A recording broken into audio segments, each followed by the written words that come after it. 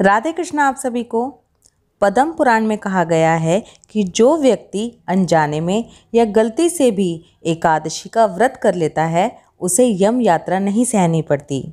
और ऐसी ही एक परम पावन एकादशी फिर से आ चुकी है। तो आइए सुनते हैं आने वाली अजा या अन्नदा एकादशी की व्रत कथा।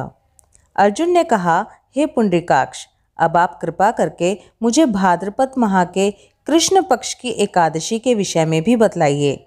इस एकादशी का क्या नाम है तथा इसके व्रत का क्या विधान है? इसका व्रत करने से किस फल की प्राप्ति होती है? श्री कृष्ण ने कहा, हे कुंती पुत्र, भाद्रपद माह के कृष्ण पक्ष की एकादशी को अजा कहते हैं।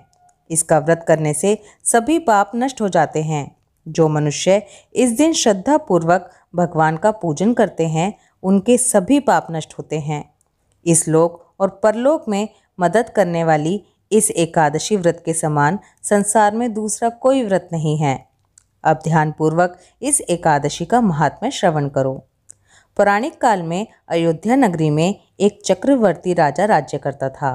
उसका नाम हरिश्चंद्र था। वह अत्यंत वीर, प्रतापी तथा सत्यवादी था। प्रभु इच्छा से उसने अपना राज्य स्वप्न में एक ऋषि को दान कर दिया और परिस्थितिवश उसे अपनी स्त्री और पुत्र को भी बेच देना पड़ा। स्वयं वह एक चांडाल का दास बन गया।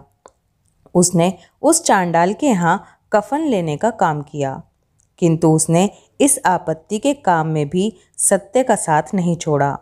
जब इसी प्रकार उसे कई वर्ष बीत गए तो उसे अपने इस नीच कर्म पर बड़ा दुख हुआ और वह इससे मुक्त होने का उपाय खोजने लगा।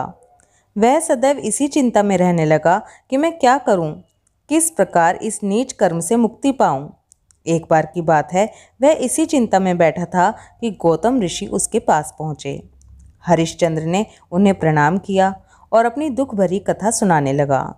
राजा हरिश्चंद्र की दुख भरी कहानी सुनकर महर्षि गौतम भी अत्यंत दुखी हुए और उन्होंने राजा से कहा, हे राजन, भादों के कृष्ण पक्ष की एकादशी का नाम अजा है। तुम उस एकादशी का विधान पूर्वक व्रत करो तथा रात्रि को जागरण करो। इससे तुम्हारे सभी पाप नष्ट हो जाएंगे।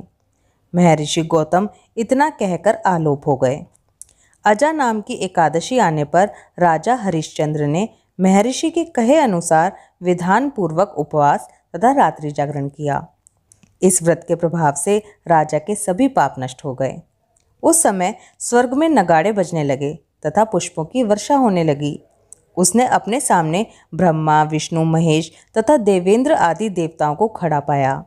उसने अपने मृतक पुत्र को जीवित तथा अपनी पत्नी को राजसी वस्त्र तथा आभूषणों से परिपूर्ण देखा। व्रत के प्रभाव से राजा को पुनः अपने राज्य की प्राप्ति हुई। वास्तव में एक ऋषि ने राजा की परीक्षा लेने के लिए ये सब कौतुक किया था, परंतु अजा एकादशी के व्रत के प्रभाव से ऋषि द्वारा रची गई सारी माया समाप्त हो गई और अंत समय में हरिश्चंद्र अपने परिवार सहित स्वर्गलोक को गया। हे राजन, ये सब अजा एकादशी के व्रत का प्रभाव था। जो मनुष्य इस उपवास को विधान पूर्वक करते हैं तथा रात्रि जागरण करते हैं उनके सभी पाप नष्ट हो जाते हैं और अंत में वे स्वर्ग को प्राप्त होते हैं। इस एकादशी की व्रत की कथा सुनने से अश्वमेध यज्ञ के फल की प्राप्ति हो जाती है।